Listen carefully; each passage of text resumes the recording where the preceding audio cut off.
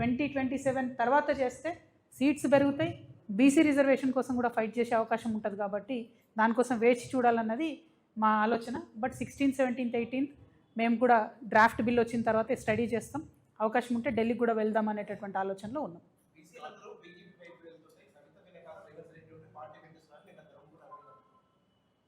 అసలు ఆయన ఎవరన్నది సగం మంది గుర్తులేదు. మా నిజామాబాద్ వాళ్ళకే గుర్తులేదు ఆయన ఎవరన్నది. ఆయన గురించి నేను మాట్లాడేందుకే, ఆయన ఏం మాట్లాడతాడో ఆయనకే అర్థం కాదు. పొద్దున ఏం మాట్లాడతాడో, రాత్రి ఏం మాట్లాడతారో, ఒక రోజు ఒక మాట, ఇంకో రోజు ఇంకో మాట. అట్లాంటి వాళ్ళ గురించి మాట్లాడి నేను టైం వేస్ట్ చేయదలుచుకోలేదు. తెలంగాణ ఆడబిడ్డలు స్వయం ప్రతిపత్తి కలిగినటువంటి వాళ్ళు, స్వతంత్రంగా ఆలోచించుకునేటటువంటి శక్తి ఉన్నవాళ్ళు. నేను తెలంగాణ ఉద్యమంలో రాటుదేలి ప్రజల మధ్యలో ఉండి, ప్రజల మధ్యలో బతికి, ప్రజల కోసం పనిచేయడానికి వస్తున్నటువంటి ఒక ఆడబిడ్డను.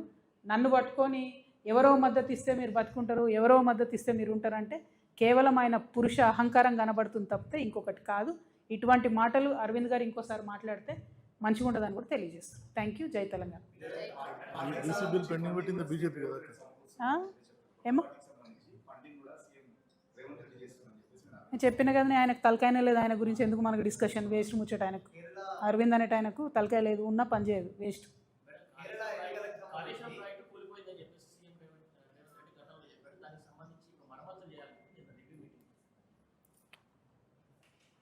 సేమ్ థింగ్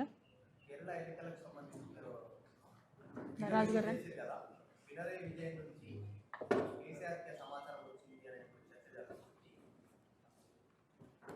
కేరళ ప్రజలను తెలంగాణలో కాంగ్రెస్ పార్టీ మనం చేసిన మోసాన్ని తెలియజేయడం కోసం మాత్రం నేను ఆ వీడియోని రిలీజ్ చేసినాను. అంతో ఇంత కేరళ ప్రజలు కాంగ్రెస్ పార్టీ చేసిన మోసాన్ని తెలుసుకొని లిబరల్ లెఫ్ట్ని గెలిపిస్తే నేను సంతోషపడతాను. డెఫినెట్గా అందులో డౌట్ లేదు.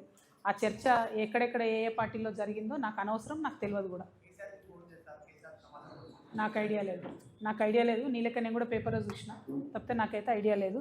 బట్ కాళేశ్వరం అనే ప్రాజెక్ట్ని ఇదివరకు వాడుకోము అని చెప్పినటువంటి ముఖ్యమంత్రి గారు మళ్ళీ కాళేశ్వరాన్ని ఉపయోగంలోకి తేవాలి అనేటటువంటి ఆలోచన నేను వెల్కమ్ చేస్తున్నా. 2 కారణాలు. కరెక్ట్గా కాళేశ్వరాన్ని కక్కుర్తి లేకుండా, కమిషన్ల కోసం ఆశపడకుండా పూర్తి చేస్తే అన్ని జిల్లాలకు కూడా నీరు ఇచ్చేటటువంటి ఆస్కారం ఉన్నది. కానీ దానికి సంబంధించినటువంటి సిన్సియర్గా పని కాంగ్రెస్ ప్రభుత్వం చేస్తుందని చెప్పి నేనైతే అనుకుంటలేను. ఎందుకంటే వాళ్ళు కర్కశంగా గత 2.5 సంవత్సరాలుగా అన్ని సీజన్లలో కూడా కాళేశ్వరం ఫెయిల్ అయిందని చెప్పడానికి 8.5 లక్షల ఎకరాలను ఎండబెట్టిండ్రు. తెలిసి అంత కర్కోటకంగా ఉంది కాంగ్రెస్ ప్రభుత్వం. కాబట్టి అటువంటి ప్రభుత్వం కాళేశ్వరం రిపేర్ చేస్తుందంటే అది కేవలం కమిషన్ల కోసమే అని చెప్పి నేను అనుకుంటున్నా తప్పితే రైతుల కోసం అయితే కాదు. Thank you. జై తెలంగాణ.